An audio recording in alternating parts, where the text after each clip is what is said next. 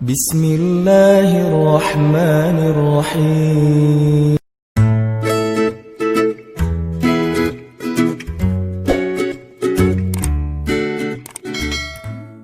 Bismillahirrahmanirrahim.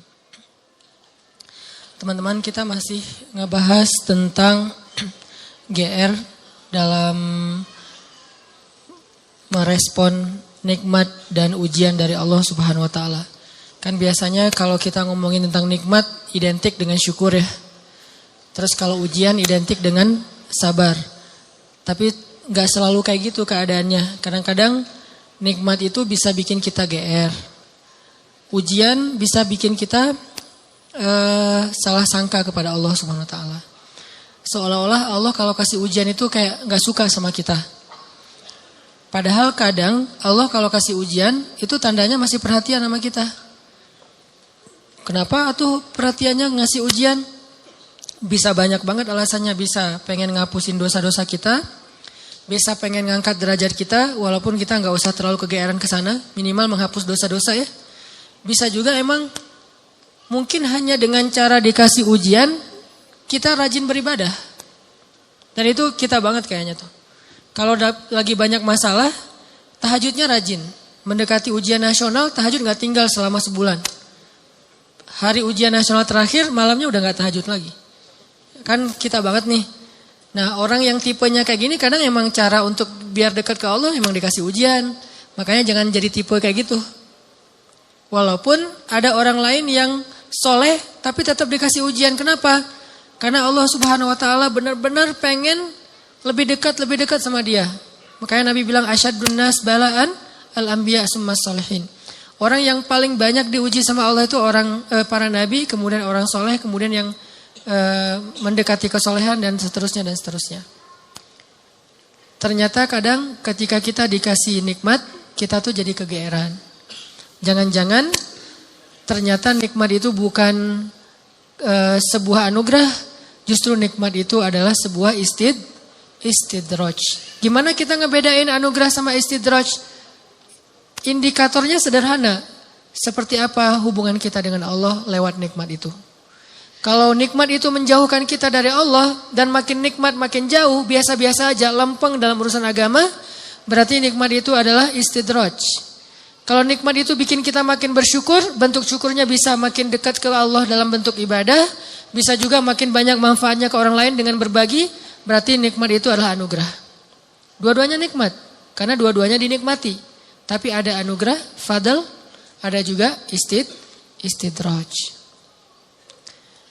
Atau kadang-kadang kegeeran kita kasus yang lain misalnya gini. Kayak dalam keluarga ya. Dalam keluarga kita berdoa nih.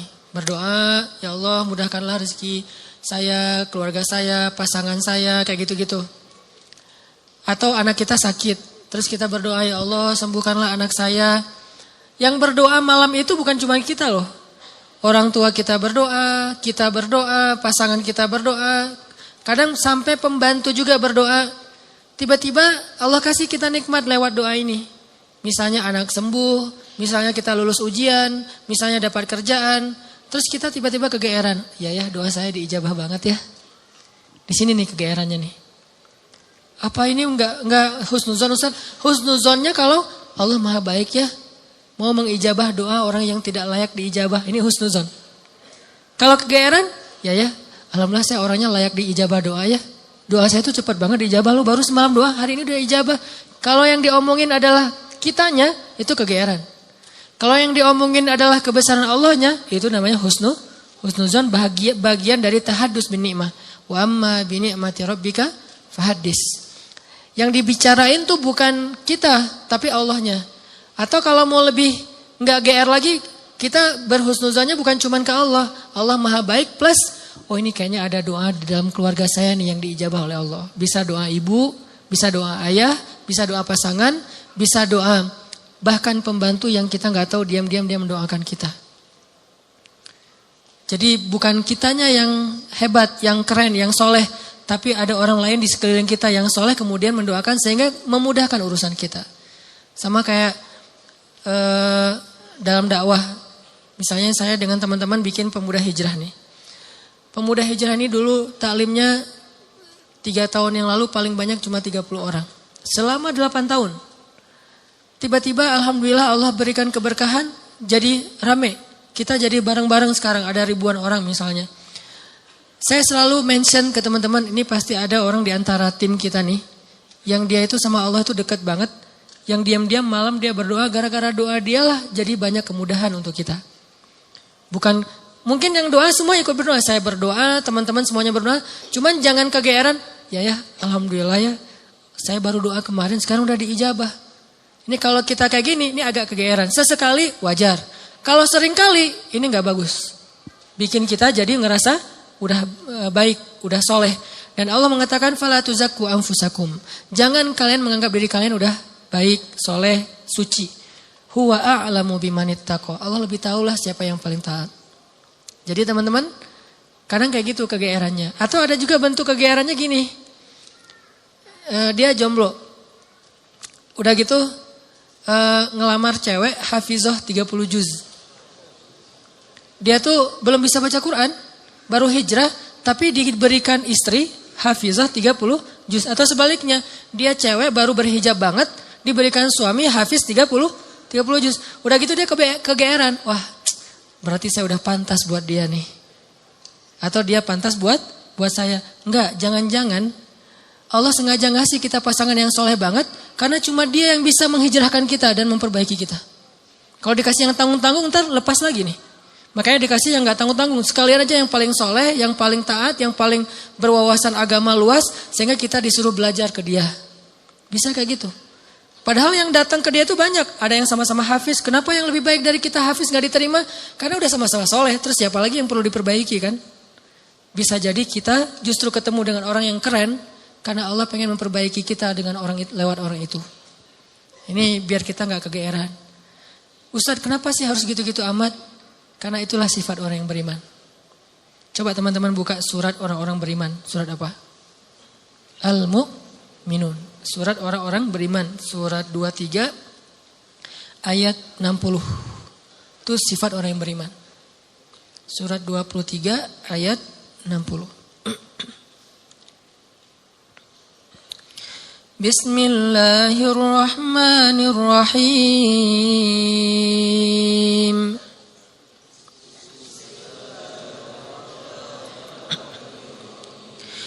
والذين يؤتون ما آتوا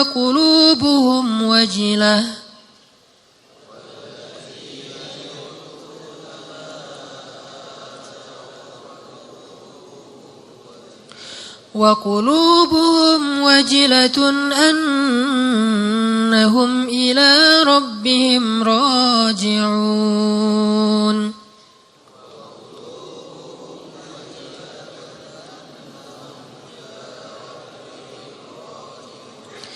أولئك يسارعون في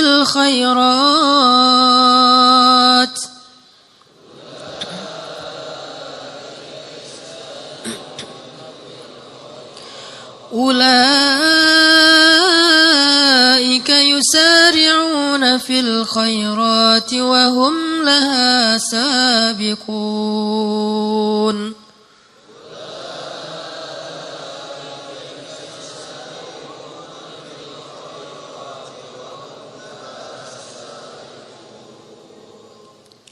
Dan orang-orang yang telah memberikan apa yang telah mereka berikan dengan hati penuh rasa takut, karena mereka yakin bahwa sesungguhnya mereka akan kembali kepada Rabb-Nya. Mereka itulah orang-orang yang bersegera kepada kebaikan-kebaikan, dan mereka itulah orang-orang yang lebih dulu memperolehnya. Ini terjemahannya agak sedikit rancu ya, karena kalau kita baca tafsir bukan memberikan, melakukan. Jadi ketika ayat ini turun, Aisyah nanya kepada Nabi, apa tafsirnya? Walladzina yu'tuna ma atau wa qulubuhum wajilah. Dan orang-orang yang telah memberikan apa yang mereka telah berikan, sedangkan hati mereka masih merasa takut. Aisyah nanya, maksudnya apa ya Rasulullah? Kenapa mereka takut? Apakah mereka melakukan dosa-dosa? Apakah mereka bermaksiat sehingga mereka menjadi takut? Kata Nabi, bukan. Maksud melakukan atau memberikan di sini adalah mereka udah sholat, mereka puasa, mereka sedekah. Jadi bukan cuma sedekah ya, semua amal soleh. Mereka udah bantu orang. Jadi mereka itu udah banyak banget ngelakuin kebaikan. Sedangkan hati mereka wajilah. Masih merasa takut. Takut apa? Takut ketika kembali kepada Allah gak sanggup menghadap Allah dengan amal yang sedikit. Coba bayangin. Udah banyak amal masih takut menghadap Allah. Wajilah.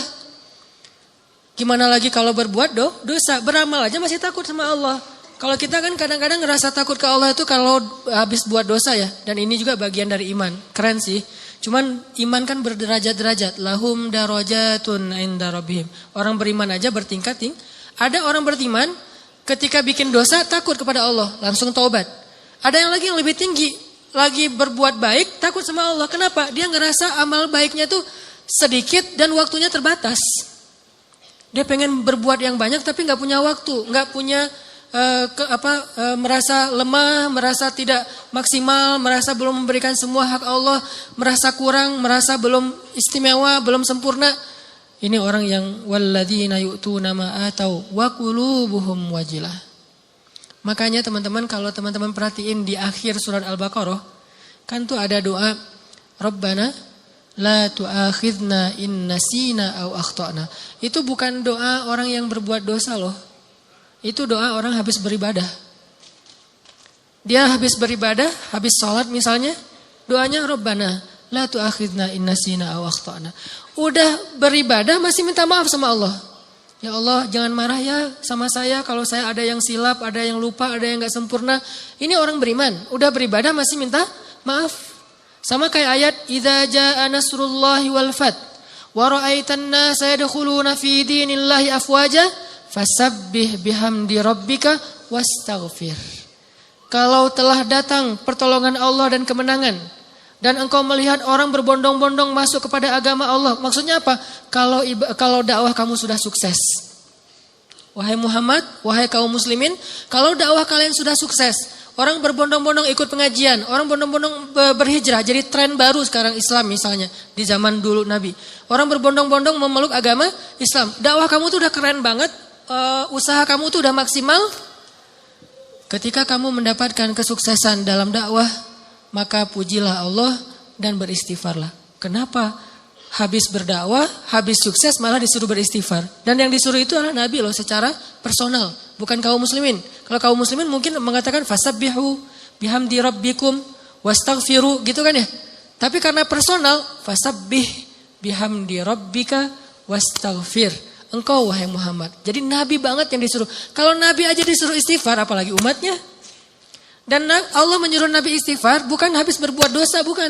Karena Nabi tidak berbuat dosa. Kapan disuruh istighfar? Habis sukses dalam dakwah disuruh istighfar. Kenapa?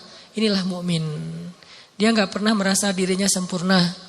Dia gak pernah merasa bahwa ini karena kerja saya, karya saya, hasil jerih payah saya, karena saya hebat. Enggak. Istighfar tetap kepada Allah. Karena kalau gak Allah tolong kamu gak akan sukses. Gitu maksudnya. Kenapa kalau Allah gak tolong kamu gak akan sukses? Karena apa yang kamu lakukan itu harusnya kamu gak bisa sukses. Soalnya yang kamu lakukan itu belum maksimal, belum ideal, belum sempurna, belum istimewa. Tetap aja ada kurangnya. Karena sifat dari insan, mahallul khata' wan nisyan. Pasti ada salah dan lupa, pasti. Jadi gimana pun kita dapat nikmat, hati kita wajilah. Apalagi nikmat dunia doang. Nikmat ibadah aja tetap wajilah. Nikmat ibadah kan, yu'tu nama atau. Berarti mereka sholat, puasa, zakat, sedekah, haji, umroh. Kayak gitu-gitu, tilawah, hafal Quran. Tapi hatinya masih wa qulubuhum wajilah. Padahal itu yang dikasih nikmat ibadah loh. Gimana kalau yang dikasih nikmat dunia? Karena gak mungkin kan nikmat ibadah itu istidraj. Mungkin gak? Nikmat ibadah istidraj. Allah membiarkan dia aja sholat sendiri. Gak mungkin kan? Istidraj itu hanya berlaku untuk nikmat dunia. Tapi kalau nikmat akhirat, ibadah, ketaatan, kedekatan dengan Allah, gak mungkin istidraj. Itu pasti nikmat yang hakiki tuh. Tetap mereka ngerasa saya banyak kurang, saya masih. Kalau sholat pasti tadi ada yang gak khusyuknya. Ada yang khusyuk 4 rakaat sholat isya. Pasti ada hilang-hilangnya gitu kan ya. Lebih tepatnya ada khusyuknya sedikit, sisanya hilang. Mungkin itu lebih tepat buat kita nih. Nggak sengaja kok udah salam aja. Atau tadi sujudnya 2 kali apa sekali ya. Tadi saya ruku nggak sih? Apalagi kalau sholat sendiri tuh. Pas sudah sujud, tadi saya ruku gak sih? Kan suka gitu tuh. Pas sudah berdiri, tadi saya tahiyat gak sih? Atau langsung dari sujud langsung berdiri. Kan suka gitu.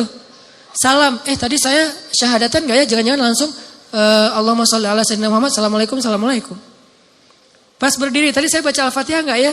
Udah mau ruku aja, suka gitu. Berarti banyak kurangnya dalam ibadah kita.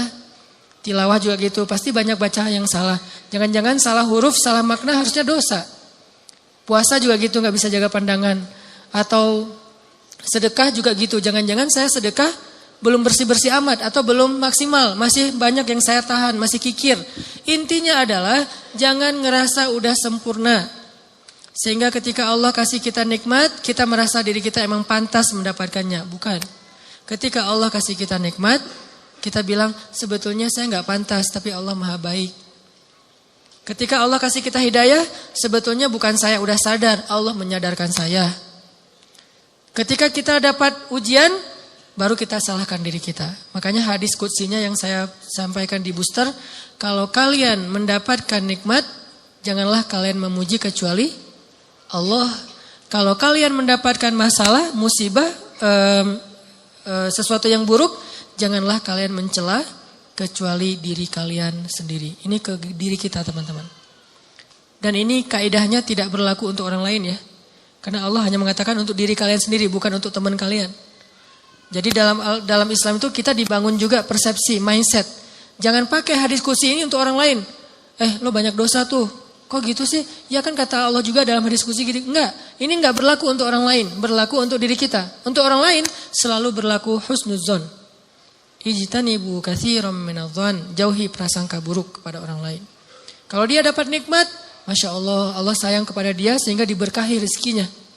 Kalau dia dapat ujian, Masya Allah, Allah pengen menggugurkan dosa dia, pengen mengangkat derajat dia. Kalau ke kita dapat nikmat, saya sebetulnya gak pantas, tapi Allah baik banget sama saya. Kalau kita dapat ujian, emang saya layak diginiin sama Allah. Ya Allah, ampunkan dosa saya, angkat musibah saya. Terus mana ada peluang buat kita menghakimi orang lain? Kan gak ada peluang. Sesama mukmin, sesama muslim, gak ada peluang kita menjelek-jelekan orang lain. Nah, kalau teman-teman perhatikan di surat Al-Mu'minun yang ayat 60 tadi, coba mundur beberapa ayat, ayat 55, itu jelas banget. Jadi satu paragraf ini lagi ngomongin tentang bab GR nih. Ayat 55 itu orang yang GR. Surat Al-Mu'minun ayat 55 Allah bilang, ayahsabuna annama numidduhum bihi min malin wa banin nusari'u lahum fil khairati bal la yash'urun. Apakah mereka mengira ketika kami memberikan mereka banyak harta dan keturunan berarti kami menyegerakan untuk mereka kebaikan? Enggak, mereka enggak ngerti kata Allah. La yash'urun itu enggak sadar, enggak ngerti, enggak ngerasa. Jadi enggak selalu ketika Allah numiddu lahum mim malin wa banin, ketika Allah ngasih harta dan keturunan yang banyak, maksud harta dan keturunan itu kehidupannya bahagia, rumah tangganya aman-aman aja enggak ada masalah, maka berarti nusari'u lahum fil khairat, belum tentu. Seolah-olah Allah itu sayang banget sama dia, belum tentu. Kalau gitu kita suudzon sama Allah, enggak. Kita tetap berpikir Allah itu maha baik. Terus kalau kita dapat nikmat, itu bukti bahwa Allah maha baik, bukan karena kita pantas. Atau mungkin ini adalah ujian dari Allah. Antara dua. Antara Allah emang baik banget walaupun kita enggak pantas, atau Allah sedang menguji kita dengan ujian yang kita senangi.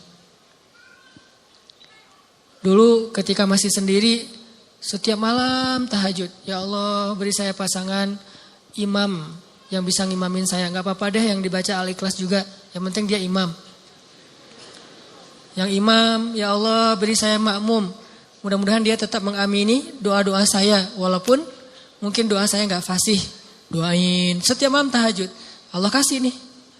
Persis kayak bayangan kita banget nih. Spesifik. Hidungnya, matanya, wah segala macam. Gua banget lah pokoknya. Pas udah dapat gitu masih bangun tahajud enggak? Atau udah mulai telat-telat dikit? Kenapa telat-telat dikit? Susah bangunnya sekarang. Kalau dulu bangun cuman ngangkat bantal guling atau cuman selimut doang, itu juga kadang-kadang. Karena seringnya selimut udah terbang kemana, bantal guling kemana tidurnya teh. Maceh banget tidurnya. Ada juga pas dia mau bangun, sekarang beda, bukan bantal guling, lengan. Mungkin lengan itu lebih ringan daripada bantal guling. Secara kilonya kayak gitu ya. Tapi rasanya berat.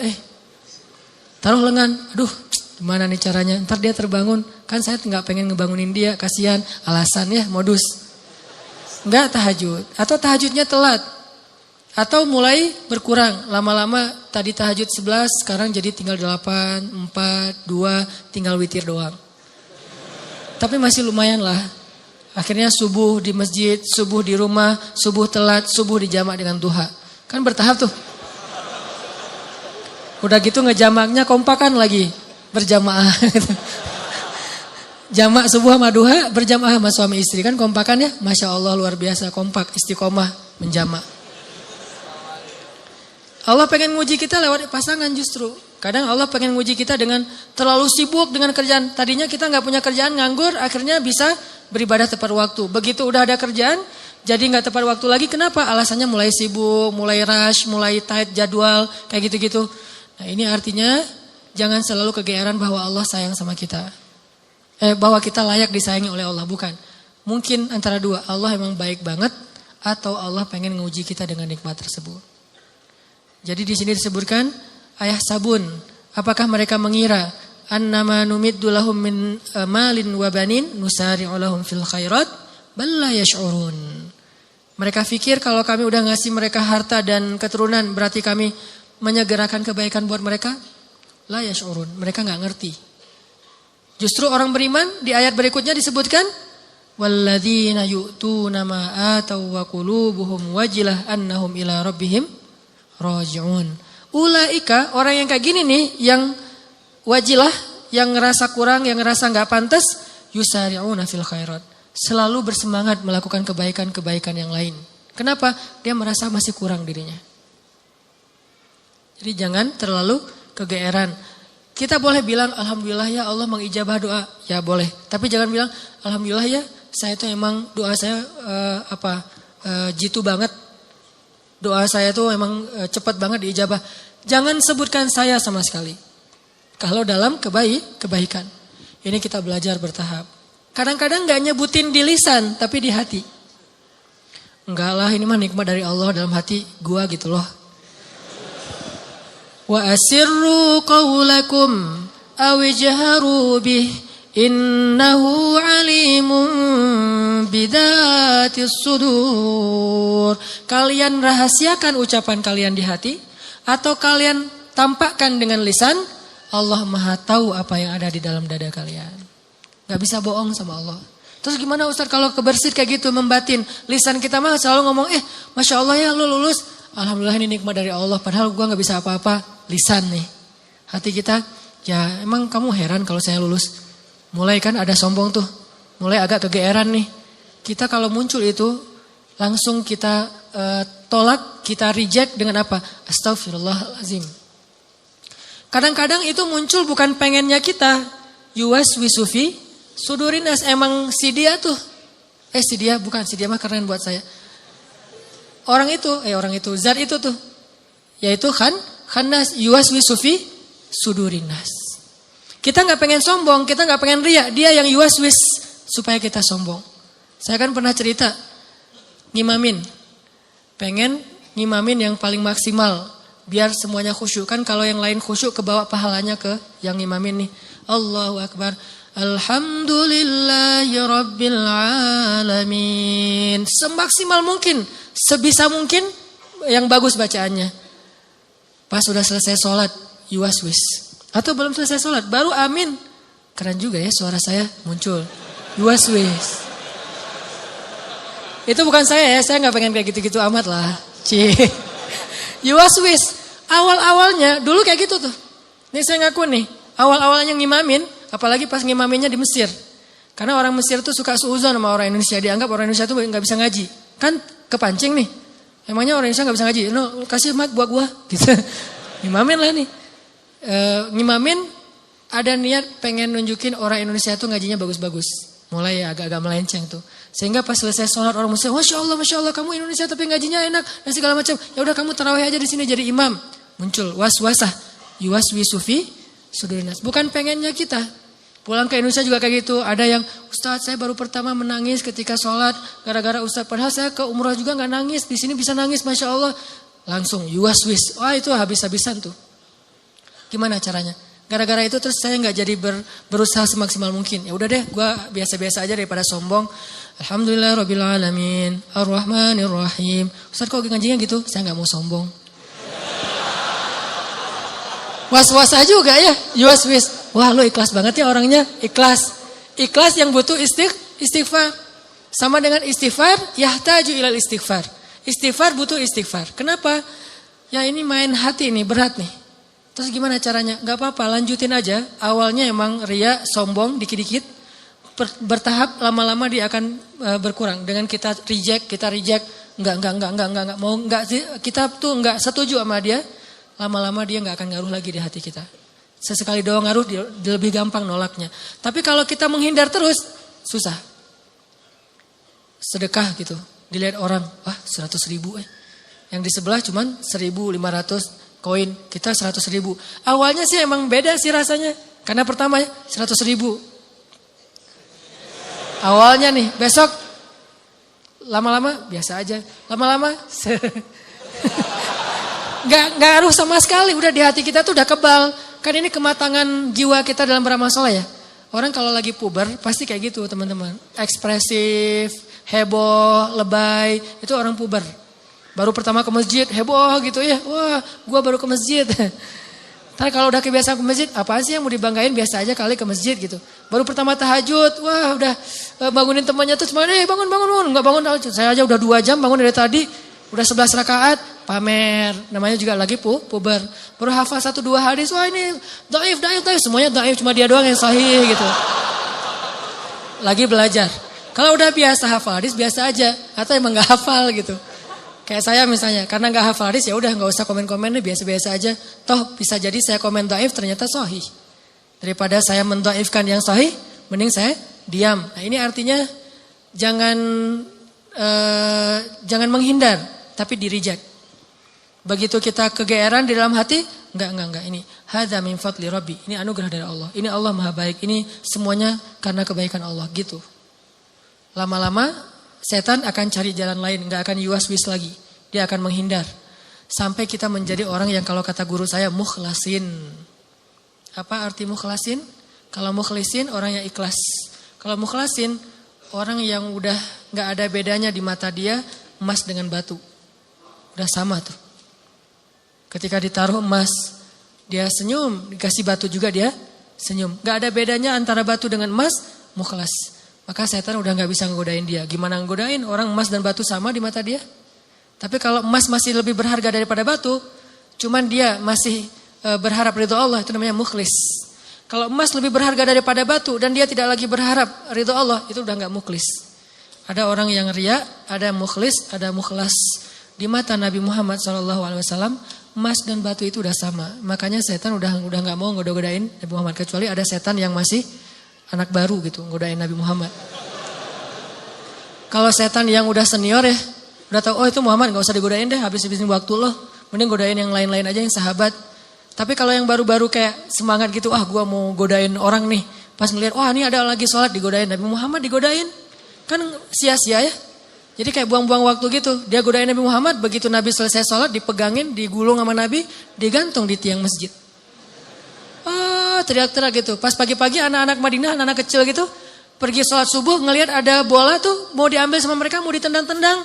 Kata Nabi, jangan. Udah ditendang-tendang mereka, dia udah kesulitan, dikeroyok sama anak kecil Madinah gitu. Bayangin jin di masa itu jadi bola. Terus ditendang-tendang sama anak Madinah, diambil sama Nabi, dilepas, terus dia lari. Baru dia sadar sekarang, saya ternyata salah godain. Yang digoda adalah Rasulullah SAW. Kata teman-temannya, lo sih gak nanya-nanya ke senior. Gitu. Ini teman-teman artinya memang gak bisa sekaligus. Kadang memang kita kegeeran juga. Dan saya ngerasa kadang kegeeran. Lagi doa kayak kemarin misalnya, ya Allah saya doa di dalam hijir ya. Saya doa, ya Allah kasih saya jalan agar saya bisa mengunjungi kamp pengungsi di Suriah. Saya pengen banget ke sana gitu, pengen ngelihat langsung, mudah-mudahan dari situ semangat untuk bersosial ngelakuin kegiatan kemanusiaan itu lebih kencang lagi. Pulang dari sana nggak lama kemudian dapat jalan langsung. Insya Allah April mau ke kamp pengungsi misalnya, langsung kegeeran. Doa saya diijabah ya, keren ya. Yang muncul kayak gitu kan? Enggak. Kita tolak nih. Gimana nolaknya? Sebetulnya sih saya belum pantas ke sana, tapi Allah pengen ngasih saya ke jalan kebaikan. Gitu. Terus aja gitu. Lama-lama hal-hal yang kayak gitu nggak akan mempengaruhi keikhlasan kita lagi. Terakhir teman-teman, balik lagi kepada awal, kalau kita ngelihat ada orang dapat musibah, kita berhusnuzon dengan cara mudah-mudahan musibah ini mengangkat derajat dia. Kalau kita ngelihat teman kita dapat nikmat, kita berhusnuzon dengan mengatakan dia memang pantas mendapatkan nikmat itu karena Allah sayang sama dia. Sebaliknya kalau ke kita dapat musibah, kita katakan saya banyak dosa, makanya dikasih ujian kayak gini untuk menghapus dosa saya. Kalau kita dapat nikmat, kita katakan saya sebetulnya nggak pantas, tapi Allah maha baik sehingga Allah memberikan kenikmatan ini untuk saya. Mudah-mudahan dengan mindset kayak gini, nggak ada lagi di antara kaum muslimin saling menyalahkan, saling menghujat, saling mentahzir, saling menjudge, saling menghakimi. Nggak. Kita fokus saja beramal masing-masing dan saling mendoakan orang lain. Apalagi kepada pasangan, jangan sampai kita ketika kadang-kadang gunain kartu as gitu ya sebagai suami. Istri misalnya ngelakuin apa terus ada masalah, tuh kan makanya dengerin kata-kata suami, kegeeran kan ya. Mungkin bukan karena kata-kata kita dia dapat masalah. Bisa aja Allah emang sayang sama dia kasih masalah supaya Allah mengangkat derajat dia. Jangan gampang kegeeran. Berharap yang baik boleh, tapi merasa diri baik enggak. Berharap dengan merasa itu beda. Mudah-mudahan ini bermanfaat. Coba kita nanti renungkan lagi surat Al-Mu'minun ayat 60 tadi. Walladzina yu'tuna ma ataw wa qulubuhum wajilah annahum ila rabbihim raji'un ulaika yusari'una fil khairat wa hum laha sabiqun. Itu poin dari kajian kita malam ini, surat Al-Mu'minun ayat 60 dan 61.